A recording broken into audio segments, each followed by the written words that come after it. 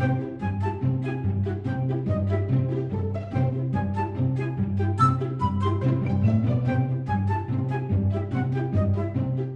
I'm Seth, CTO at LulzBot here in Loveland, Colorado.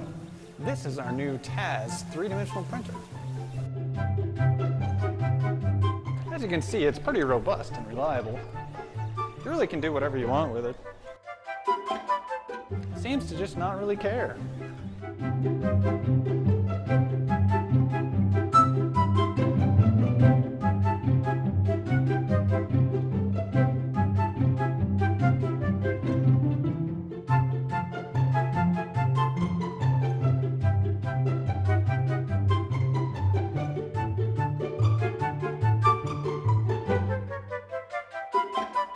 Thanks for watching, and remember to check out lulzbot.com.